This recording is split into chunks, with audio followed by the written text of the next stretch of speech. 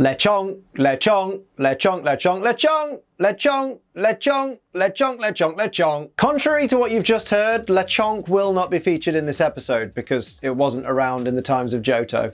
Sorry. And for those confused people who are watching this a long way away in the future, this episode was recorded the day after Lechonk was first revealed, so hope that clears that up. Anyway, Johto's a thing.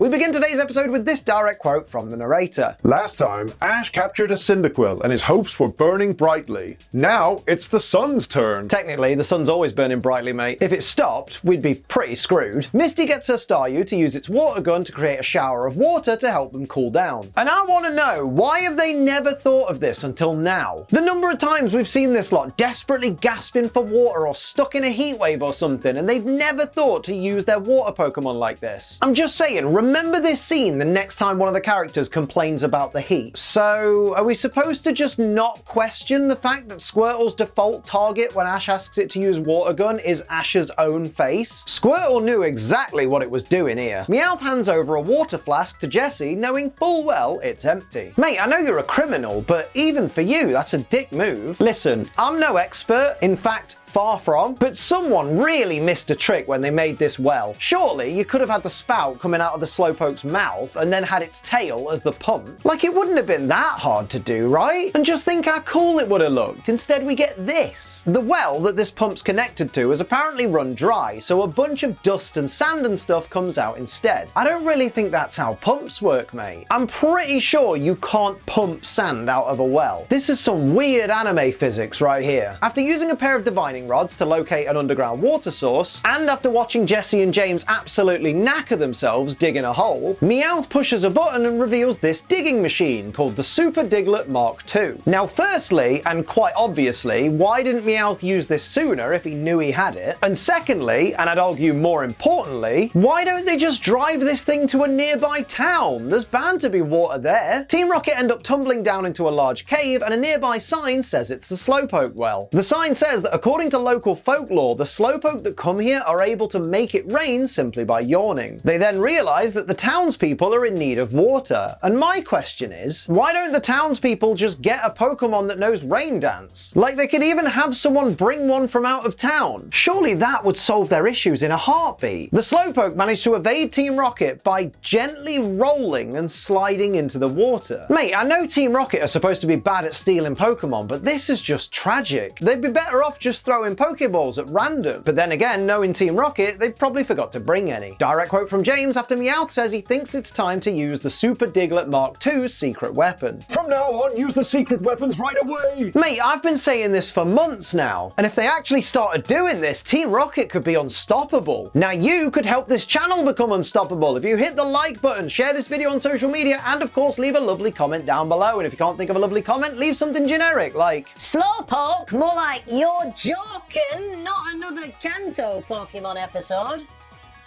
Or just comment the name of the secret Pokemon I've hidden somewhere in the video. And if you're new to the channel, hit the subscribe button, set notifications to always on so you never miss an episode of Pokemon WTF Moments or Siri battles or anything on my channel. Thank you as always for getting us to 1.76 million subscribers. I know it doesn't look like that right now, but if you subscribe today, maybe YouTube will add that extra 0. And hit the join button and become a member so you can use the emojis and stuff. We just unlocked another one because we got to like a few more members than we had before. That's really cool. And as always, don't forget to check out my live streams over on Twitch or you'll miss out on stuff like this. We're gonna die, by the way. If we don't confuse here, then we die. We won with a crit! Yes! Let's go, Froyo!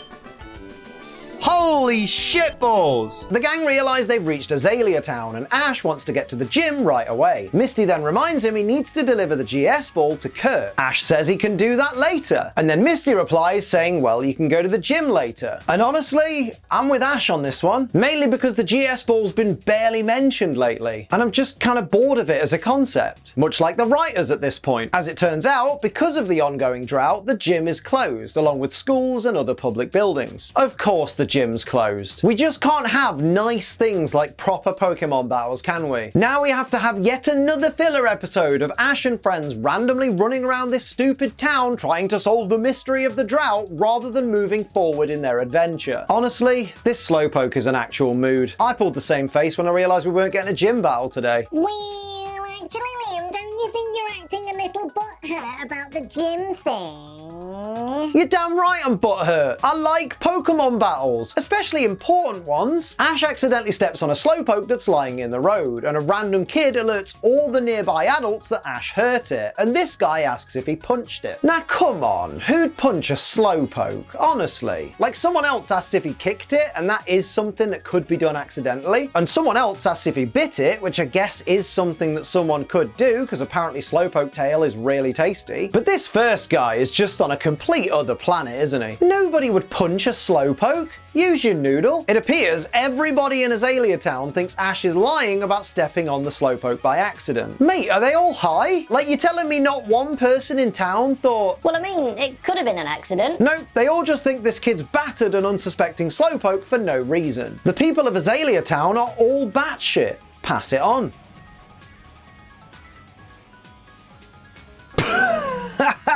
Ash and friends agreed to put on these Slowpoke costumes being offered to them by the stranger wearing one himself. Clearly nobody taught Ash and friends about stranger danger. I don't know who needs to hear this, but if a stranger appears from the bushes asking you to put on some clothes that they have with them, you should probably run in the opposite direction. The townsfolk can't figure out where Ash and friends vanished to, even though they're sat in plain sight in these very obvious costumes. Like, how can they not see the human faces in the mouths of these suits? One of them's even holding a Togepi, and another has a Pikachu on its shoulder. There is no way a town so obsessed with Slowpoke to the point that they basically worship them couldn't tell a Slowpoke costume from the real thing. It's just not believable, lads. Pull the other one, it's got bells on. During this close-up, the teeth of Ash's Slowpoke costume are black instead of white. Oh, bless the animators here. Like, I know it's an error, but look, whoever animated this clearly just got confused because of Ash's black hair and ended up colouring the teeth black when they meant to do them white. That's such an easy mistake to make if you're confused. So honestly, I just feel bad for them. Literally seconds after the townspeople walk away, Ash and friends remove their masks. Mate, what if they turn around? Surely until you know you're definitely safe, you should probably keep your costumes on. This is just like every MCU superhero who wears a mask. Seriously, take a shot every time Iron Man or Spider-Man remove their face coverings. Drives me bloody insane. The guy in the Slowpoke suit, who's definitely not Kurt, says the people in this town treat Slowpoke like gold, and that's why they got so angry. Sorry mate, not sure I heard you there. They treat Slowpoke like gold? So they use Slowpoke as currency and make jewelry out of them? Seems unlikely. The guy, who's definitely not Kurt, tells them a story about a previous drought, which ended right after a Slowpoke yawned. I mean, have you guys in Azalea Town ever heard of a coincidence? That's not even how yawn works in Pokemon. Learn your move info, man. Apparently, Team Rocket's secret weapon in their Super Diglett Mark II is a giant fuck-off baseball bat, which they're using to basically batter all the Slowpoke until they're all knocked out. Mate, I know they're bad guys, but even for Team Rocket, this is just bloody brutal. Direct quote from Kurt's granddaughter. He's my grandpa. I call him Grandpa, but everybody else calls him Kurt. Yeah, mate, that's how names work. They really aren't the brightest in this town, are they? I bet they didn't even realize you can save money on G Fuel with code ACE. G Fuel is an energy formula with barely any calories, zero sugar, and a whole heap of wonderful flavors like the lovely, delectable sugar plum that I'm drinking today. And what's even better is our code ACE, will save you 30% off your G Fuel order between now and Monday, the 6th of June, 2022. Oh, that is bloody lovely. Go get yourself some G Fuel. Use code ACE when you do to save 30% off until the end of Monday, the 6th of June. And of course, remember, it helps out the channel, and I really appreciate everybody that uses code ACE. Remember though, G Fuel is for over 18s only because it contains caffeine, and children don't need to be anywhere near caffeine. They're annoying enough as it is, and because it contains caffeine, drink it responsibly. Don't be a dickhead. James tells me out to fire the Super Diglett Mark II's net missiles, which makes me wonder why they didn't just use those from the start. I don't know why this is, but for some reason, Team Rocket just seem to love using their most useful gadgets way later than they need to. Misty points out the giant Diglett, and Ash responds, I bet I know who's inside that thing. well, of course you do. It's got a giant R on it. After definitely not Kurt asks Team Rocket what they're gonna do now, James sarcastically replies, What does it look like we're doing, Mr. Masquerade? wait, I'm confused now. Is Kurt's Slowpoke costume convincing or not? Because before, people were fooled by it and thought he was just another Slowpoke, but Team Rocket, some of the dumbest characters in this entire show saw through the disguise. How? Answers on a postcard. Ash says Team Rocket's plan isn't fair because you can't just sell people rain. Mate, let's be real. Belle Delphine sold people her bathwater and Amaranth is selling her own farts. People will buy anything. Direct quote from Ash after he sends out Heracross to stop the Super Diglett Mark II. Give him a toss, Heracross! Phrasing. Also, That's not a move.